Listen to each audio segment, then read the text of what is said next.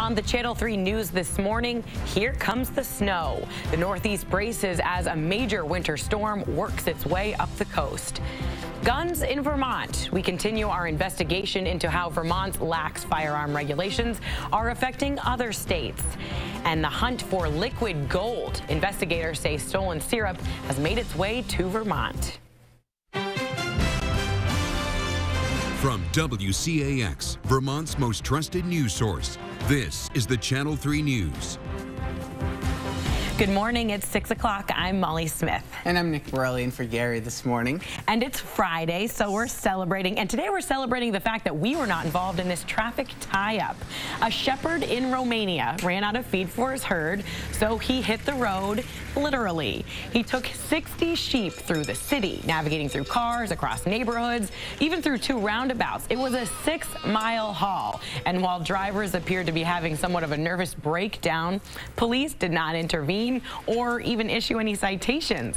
They managed to make it to the field safely and then decided, head home. It was quite the daily adventure out there. I guess so. And you know what, to be honest, I'd probably be one of those drivers having a nervous breakdown because I'm always in a rush to go somewhere. I know. Well, and on top of that, you don't want the sheep jumping on your car. Right, exactly. Like that wouldn't be so pretty.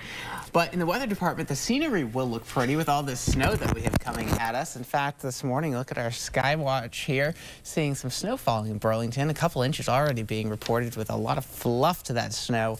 We have a winter storm warning in effect for much of the area and a winter weather advisory to the north where you see those counties shaded in blue. The potential is there for around 4 to 8 inches of snow to the north, much higher amounts to the south. That snow is falling. Will continue to do so until Saturday morning. More details coming up later in the broadcast. We're hearing that road conditions are considered winter but fair at this point. Right, but they could continue to decrease in conditions as we go through this evening and into tonight, so stay off the roads if you can. All right, thanks, Nick. Sure.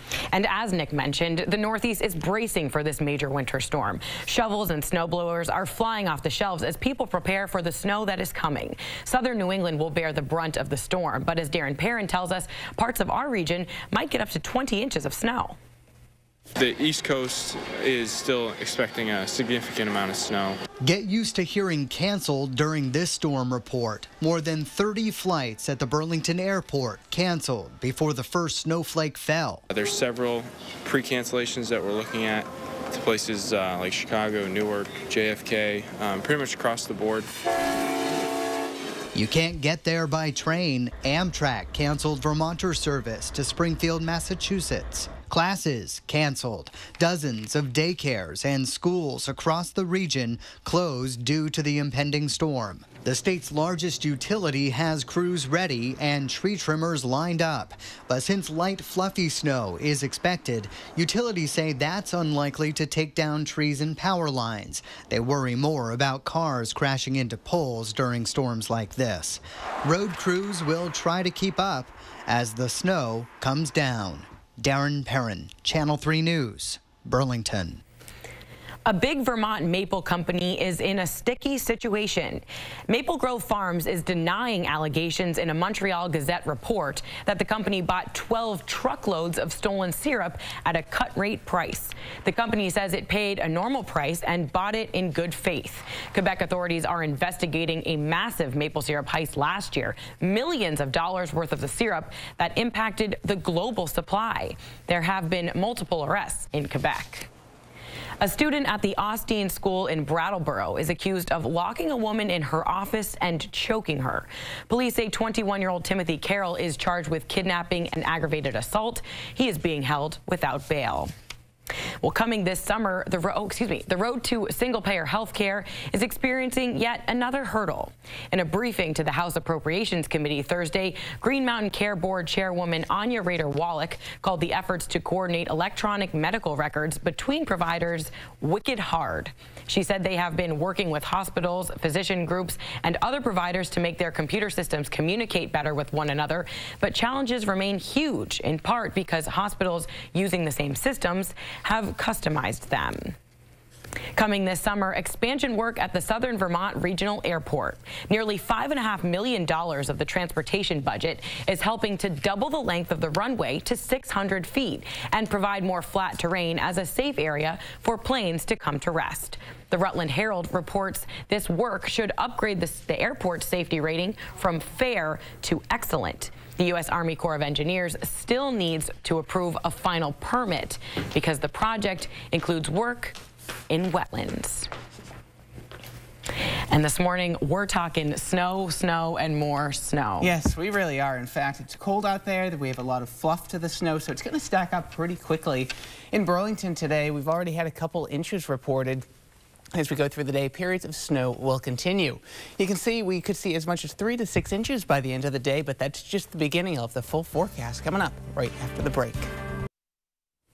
Welcome back, everybody. The snow has started to fall. Yes. More than 200 schools have canceled, so you want to make sure that you can check our website or right here on the bottom of your screen to make sure and see if you made the list. I'm sure there aren't a lot of kids complaining this morning. I know. I remember being a little guy and always looking forward to seeing if my school was scrolling on the bottom of the screen, so I'm sure there's many folks in that situation this morning. So if you can stay home, it's a good idea because, of course, the roads are slippery and it's always nice to let the road crews do their job. Currently in Burlington, though, we're only 8 degrees. The snow has been falling for the time being, just planning on a lot of snow and the worst of it coming tonight. And do we have any idea, you say the worst of it's coming tonight, do we expect that to be in time for, you know, the commute back home from work for those people who are going to work today? Yeah, it's really going to be vamping up during that time period. Right around the evening commute, especially in southern areas, is where bands of snow are going to start to pivot in from the south, and that's when the real action will start. But it's already going to be slippery because of the light snow we're seeing this morning. And we're thinking whiteout conditions at some point? Yeah, once those winds kick up tonight, that's when the whiteout will really start happening, and the heaviest winds and the heaviest snow, too, will be across the south. In fact, southern New England has outright blizzard warnings in effect. So even though we're getting a fair amount of snow, we're not getting the worst of it. Our neighbors to the south are, but it's still a substantial storm, so we have to watch exactly how it does evolve. And again, tonight is really when we get ground zero going around here, especially down south. The further south and east you do live, the worst it will be. Some areas could very well approach 20 inches as we wrap this storm up on Saturday morning. How about that? We know you're keeping an eye on it, and that's why we're keeping you around, because we need to know. And I'm being told by my producers more than 300 schools are now canceled today. So this is no joke of a storm. Definitely. Coming up in our financial forecast, Entergy Louisiana suggests the company should close down Vermont Yankee, and a new prison in New Hampshire has a lot of job openings. Money Watch is next.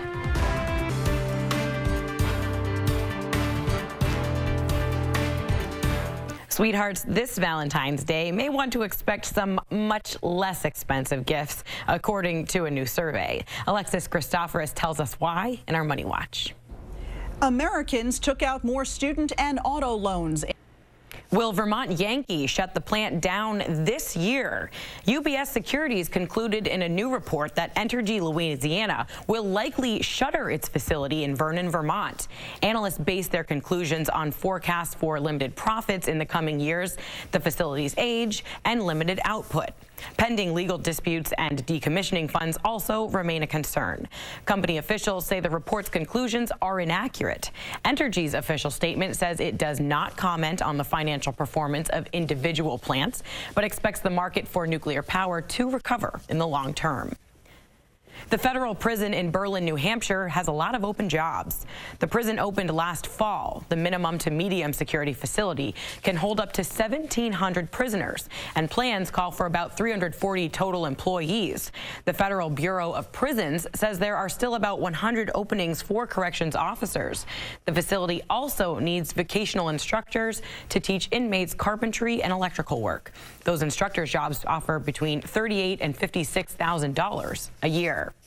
There will be a job fair on Tuesday, February 19th from 5 o'clock to 7 o'clock p.m. at the Employment Security Office on Pleasant Street in Berlin. Coming up in our News Vault, we learn how to make the perfect cup of coffee. And a Winooski lawmaker presents a bill that could slow the arrival of F-35s. Stay with us. A Winooski representative is announcing plans for a bill that would slow the F-35's possible arrival to Vermont. Representative George Cross is proposing a bill that outlines an adverse compensation program composed of a fund to offset residents' costs and a board to oversee payouts. The draft includes the idea of fueling the fund with 20% of the Guard's state appropriation and a $20 landing fee at Burlington International. Cross and others worry about the noise levels creating problems for thousands of houses near the airport, but other representatives remain supportive of the F-35 landing in Vermont. I think it's important to our Guard and our economy that they are based here. We're not asking that it never come to Burlington. We're asking that we delay the decision. Cross concedes that the measures likely will not move beyond committee, but says the measure deserves a legislative debate. Have you ever wanted to learn how to make a proper cup of coffee? Well, on this day in 1997, people in Waterbury were signing up for Java University. Green Mountain Coffee Roasters held Java University at their Waterbury location 18 years ago today. You could learn the perfect technique for crafting the ultimate espresso. Some simple tips like making sure your beans were level in the measure, to timing and the amount of espresso in the cup. I can imagine it was an energetic classroom, to say the least. I would imagine. Yeah, I think that would be a really cool class. I mean, I just push the button and go. Although a bunch of little Mollies having lots of espresso, I don't know if I'd want to be in that classroom. I don't know that I would either. But what I would like to be is outside right now in the snow. It looks so pretty out there, and that snow will continue to pile up. We have a long duration storm that is just beginning. It's going to continue until at least early on Saturday morning in a lot of areas, so that tops our headlines with the storm. Now, the heaviest snow, Molly, is going to be south and east. In fact, areas down towards Bennington, Brattleboro, you could be in for a foot or more of snowfall by the time this does wrap up. And then as we head through Saturday itself, it's going to start getting quite windy, so that snow is going to whip around, reduce visibilities, create some drifting. We know the drill by now. I mean, we've seen enough winter storms in the past that we know what to expect, but this is going to be a fairly significant one in a lot of areas. It's because it's really got a lot of energy to work with. There's this particular system that's actually giving us the snow this morning. It's going to impart its energy on this system and blow up into a big coastal storm as we head through tonight and tomorrow. It's kind of a classic setup for a big storm, and that's why we have some hefty snowfall totals to talk about, especially down the south. Winter storm warning up in all these counties you see highlighted in red. This goes all the way until 1 o'clock on Saturday. Wow. So, yeah, we've got some time to get through here. Now, we have this blue area here. This is a winter weather advisory, and the reason being is that somewhat lesser snowfall amounts are projected through the Champlain Valley in northern Vermont of around 4 to 8 inches.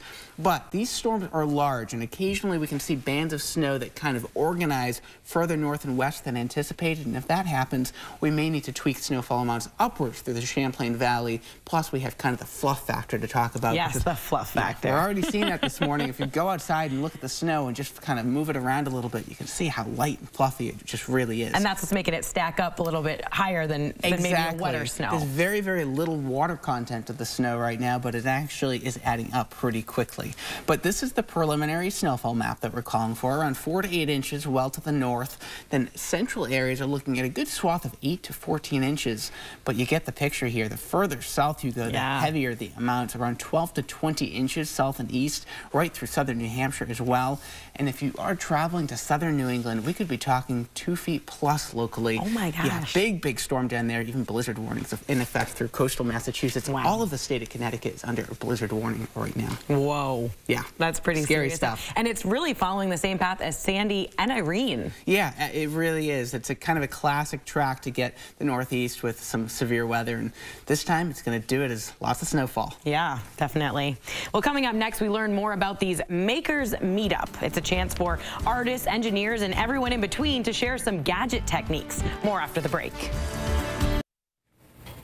Welcome back. The makers of this world are coming together. They're sharing ideas and tips, and there's one coming up. It's called a Makers Meetup. Jen Carson from Sessa Media is here. So you organize these events. What exactly is a Maker Meetup?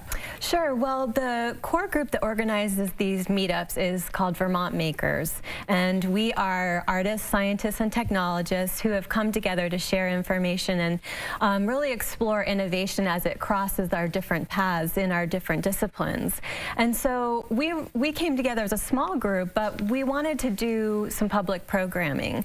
So the meetups we've been planning are when we bring together artists, scientists, and technologists to present on a similar theme. Okay, and you sent us a couple pictures of these Arduino computer. Explain what that is, because that's the topic for the upcoming Makers Meetup, right? Yep. On Tuesday, February 12th at 7 o'clock at the Miller Center at Champlain College, we are having a meetup, and the theme is on printable circuits. So it's printable, flexible, and paintable circuits. And that's where the artists and the technology and the engineering all come together, right? That's right. We've got someone who's got 35 years of experience working in an industry of sort of exploring these new innovative methods. We have a local person who has been experimenting on his own with making his own flexible circuits. And then we have a professor and artist who's going to be presenting, and he's going to be showing how artists are using with conductive paints, actually, and how you can even draw a circuit. And this is an opportunity, you know, you're thinking folks in this group, they're probably sitting on their computers programming and doing all this stuff. This is a chance to kind of come person to person and share ideas rather than posting on a blog or something like that. That's right, and I think that's a really important distinction, because what we're finding and what's been so much fun is that it's pulling people out of their studios, out of their shops, out of their basements, and getting them in front of their own community and showing projects that they've been working on. What did you bring with you? Is this a project you've been working on? Well, what I brought here, these are some Arduino compatible boards, and so these are sort of the circuits that you're used to seeing in terms of like really how they're structured. What's interesting about the presentation we're doing on Tuesday is that these are on paper, these are on flexible surfaces, these are drawn circuits. So it's really a different approach. And we're very at the front end of the innovation here. So the idea is that we're going to have people coming forward who are working with these new technologies, really hoping to inspire and ignite the imagination of the community who comes. So even though we are artists, scientists, and engineers at our core, we are finding that the general public is very interested, and anyone who is interested in a culture of innovation in Vermont can come, and this can be parents, educators, small business people, lots of people in Vermont, people in farming. We're all innovators here, and the DIY spirit in terms of do-it-yourself is very strong in Vermont. So we're finding what we have to say and share resonates very strongly with people. All right, well, Jen, thank you so much for being here, and we'll have a link to more information about the meetup on our website so people can see if they can make it. Thank you so much for being here and bringing all your cool techie toys. We appreciate it. You're welcome. Coming up next, we're going to take a look at some of today's top stories. And a solar farm in southern Vermont is up and running, but not as big as originally proposed. We'll tell you more after the break.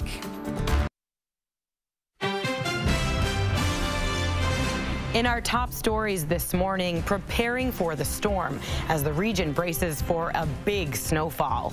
WCAX investigates the guns for drugs trade, and a solar project years in the making finally goes online.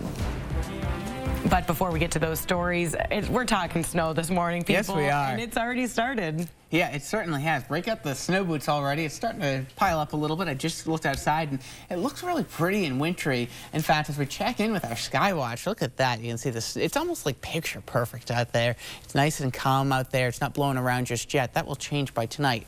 Regardless, this is a long-duration storm. The heaviest snowfall will be to the south and east, where a foot plus is possible. I'll have more details on this storm just a little bit later in the broadcast, and it's evolving, so you'll want to check back often for updates. I like that shot outside. We call that the Channel 3 official hedge cam. Oh, I like it. Yeah, right? It's snow nonetheless. Thanks, Nick, and we'll check in with you in a little bit. Vermont consistently ranks among the safest states in the country, even though the state hardly regulates gun ownership. WCAX investigates how the lack of gun laws here could be affecting our southern neighbors.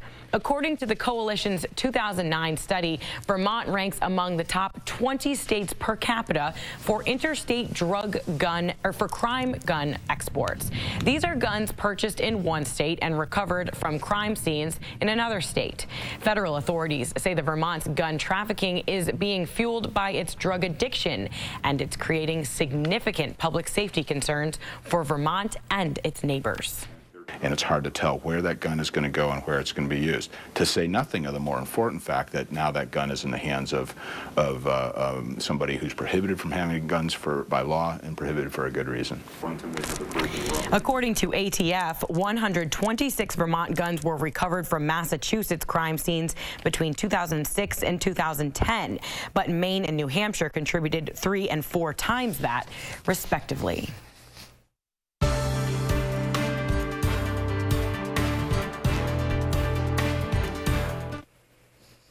Los Angeles police are on high alert after a former cop goes on a shooting rampage targeting officers. Anne-Marie Green has more on the manhunt and other stories in our World Watch.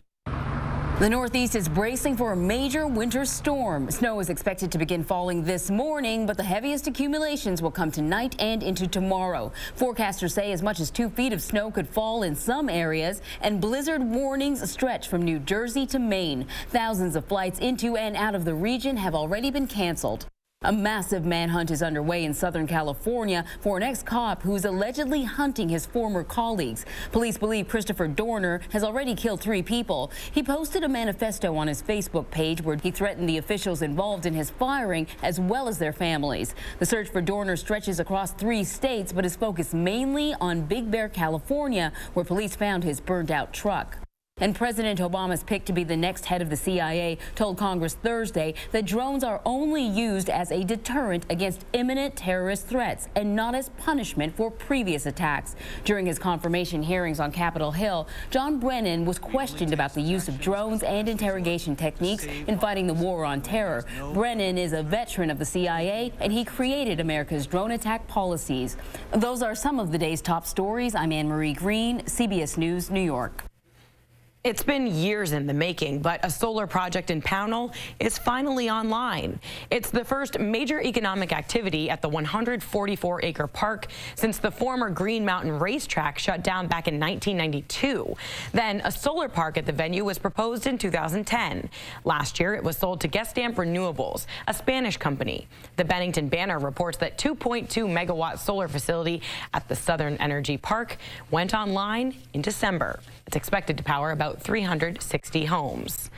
Honoring a Vermont veteran and Channel 3 super senior, John McNick was presented with a number of military medals for his service in the Merchant Marine during World War II.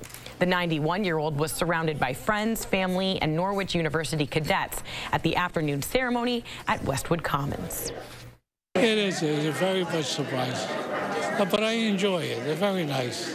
I congratulate everybody. I thank everybody for coming. I'm so proud that that he can be honored for serving his country.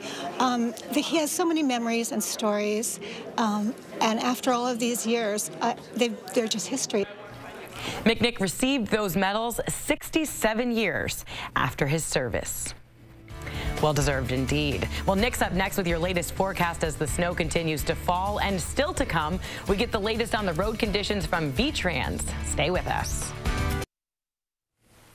Well, I know there's that song that Here Comes the Sun, but we're not singing that today. We're not singing anyway, but we're singing Here Comes the Snow. Exactly. It has started. We're already seeing accumulations. More than 350 schools are canceled today. That number has really been creeping up all morning. I know. It started at 200 when we started the show. So it's almost double. 150 schools. Wow. Yeah, and that's because that snow is falling, guys, and the snow's not going anywhere. It should hit through this morning and into the afternoon. It will continue to slowly stack up. It's 9 degrees in Burlington currently, and you can see that snow is falling. The roads are slippery. Be careful if you must head out. And then again, we have 9 degrees all temperature-wise across Burlington right now. 14 degrees in Montpelier, 20 in Lebanon, but you can see behind the numbers, yes, there is some light snow falling out there, and that light snow is going to continue to stream in here through the day. Next week, we will see drier conditions by next, say, Wednesday, Thursday, with temperatures continuing to be kind of in the 20s and 30s, pretty seasonable overall. It seems like it's been about 2 years since we've really seen one of these major storms sweep all the way up, you know, here in the Chittenden County. Right. We see them hit the southern part of the state, but it's really almost reaching reaching the entire state. Yeah, it really is. And if we can get this storm to just nudge a little bit further northward, then those totals would go up. So it's a good idea to check back often because these storms can wobble a little bit and have a mind of their own. So we're watching it. We definitely are, and we appreciate you. That's why we got you here. We need you. Well, we'll do our best. Yes, you are doing your very best. And as we said, the snow started very early this morning, and it's staying pretty strong. We're going to hear from Brent Curtis of V-Trans on the latest road conditions coming up after the break. Welcome back, everybody. For those of you who are heading out to work this morning, the roads are pretty slick. We're joined by Brent Curtis from the Agency of Transportation. He's on the phone now with the latest conditions. Good morning, Brent. Last time we chatted with you, you said the roads were considered winter conditions but fair. Is that still true?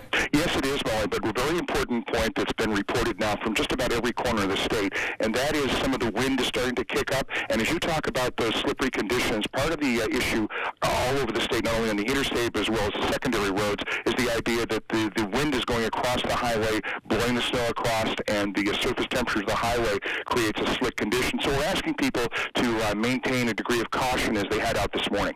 Are there any trouble spots that we're seeing this morning? Any accidents or anything? No. As a matter of fact, I've just gone through all of our cameras and all the reports from around the state. We have no reports of problem this morning. The morning commute is going very well from Derby all the way to Brattleboro. All right, and just to verify, when you say winter driving conditions, I'm quoting my dad here, but they say it's a speed limit for a reason, and you say really drop that speed. Yeah, what I'm saying is to drive in your comfort zone. Make sure that you're under control, and of course, put the cell phone down. Remember, it's winter in Vermont, and maintain a degree of caution. I do want to let you know, though, that we're anticipating some heavy pockets of snow, and that should arrive, particularly in central Vermont, at just about afternoon commute time. So that's an area we want to pay attention to. All right, Brent Curtis from V-Trans, we really appreciate your updates, and I'm sure we'll be chatting as the day continues. Stay safe. Thanks, Molly. You too. Coming up in sports, some big names from Nesson are coming to Vermont, and it's the calm before the storm, a busy night in high school hoops. Highlights are on the way.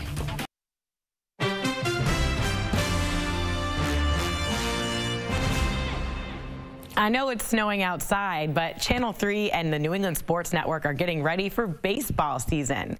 We're holding a special event Tuesday afternoon at the Vermont State House in Montpelier. It's the first stop on Nesson's New England-wide tour, kicking off spring training. This is a meet and greet session open to all Red Sox fans. Scheduled to attend are Nesson Red Sox broadcasters Don Orsillo, Jerry Remy, and Jenny Dell. Sharon Meyer and Mike McCune will also be on hand. Nesson will have giveaways and will conduct a raffle for a pair of Red Sox tickets. The special event is free, and it will be on the floor of the Vermont House on Tuesday from 3 to 4 p.m. Tim Thomas' Boston Bruins career is over. The former UVM star is taking the year off from playing in the NHL, but his salary still counted against the cap, so the Bruins traded him to the New York Islanders yesterday for a conditional second-round draft pick in order to gain some salary cap relief. Mike takes us from the ice to the hardwood in our sports wrap. And Winooski cruises past Stowe 53-28. Well, I'm sure that there are a lot of games today that were probably scheduled well in advance of the snow. Yeah, they're going to be out for the count today because of obviously all the treacherous travel that will be going on. It's not so bad, we've heard this morning, but it will continue to get worse because we've got more snow falling and cold temperatures as well. It's been cold, and that helps that asphalt keep that snow that does fall. Now, this is a pretty complicated setup for this storm system we're watching. There's this piece of energy here giving us the snow this morning that will get entrained in this guy. This will track off the east coast and blow up into a major nor'easter, giving potentially big amounts of snow to portions of the area, especially down south. We have a winter weather advisory in effect for northern Vermont and through the Champlain Valley until 1 o'clock on Saturday. Elsewhere, there's a winter storm warning in effect where we will likely have the higher snowfall amounts. Again, we have this as being a long duration event. The heaviest will be south and east. Blowing and drifting will become a possibility, especially tonight and during the day on Saturday, with those winds continuing to kick up. Here's an early look at snowfall accumulations. Again, the heaviest south and east, pushing 20 inches in some spots. How about that, Molly? Yeah, and that's what we were hearing from V-Trans, is as the wind blows the snow across the road, that's going to make travel a little bit more tricky. Yes. We're definitely going to keep an eye on that and updates throughout the morning, Nick. Right. So thank you very much for keeping an eye on that for us. Some scary stuff. Well, some not so scary stuff coming up next. It's a chocolatey treat this morning. Chef Kim from the Trapp Family Lodge is making some chocolate praline crunch. I'm psyched.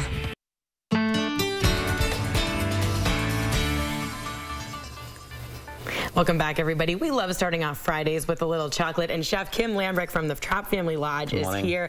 Nick and I have big smiles on our face because we're seeing a lot of chocolate right here. Lots of chocolate. So what are we making? We are doing a praline chocolate crunch. So for that, we have right here some Nutella. Nutella. So we basically also picked up a recipe that's easy for anyone to find at the store. This is melted chocolate. I like the way you did that. So you've got water in this pan, and that's then you in a double boiler. Correct. So you don't burn it. So you don't burn the chocolate. Now, can you melt it in the microwave, or is it easier to You can do that in the microwave as well. You just have to stir it and maybe put like 25 seconds at a time. So we have the Nutella right here and the chocolate. We have some Rice Krispies, Cocoa Crisp. And you just get that at the grocery store. Grocery stores, exactly. Everything that's we're doing today is very simple. You can find it easily. So you mix the 3 ingredients together like this. Okay. Then we have a pan right here. It could be a cake pan or anything like that. Just put on the bottom layer. Okay. Yes. Oh gosh, and then that's so what you're going to fast. do is you're going to basically spread it out evenly. And this is your crunch right here. This is the crunch. This looks like something the kids could help out with. I know. Would love to do. Yeah, that's very easy. So then we have the other chocolate right here. More. Because, you know, you can never have enough chocolate. You have this right here. Then we're going to put the butter. And we're going to fold in the cream. And you see it's nice and shiny right here. It is. Wow. And that's going to be your top layer. Wow. So is this a treat that we're going to be seeing at the Trapp Family Lodge? You're going to see that on Valentine's, actually, as a petit fours. What's going on at the restaurant for Valentine's Day? We have a 4-course semi-prefix menu for $65. And we still have actually some reservations. Is that for 2? 65 for 2? $65 per person. Per person, okay. And you still have some reservations. We So that's still have some space. Believe it or not. So you spread this over on So top. we spread that over on top like this, okay? And then I'm going to be basically, that's a ganache. So we're going to spread that evenly again. And then to make it fancy as usual, we're going to take some melted white chocolate. Oh. And you're going to basically kind of drizzle like this.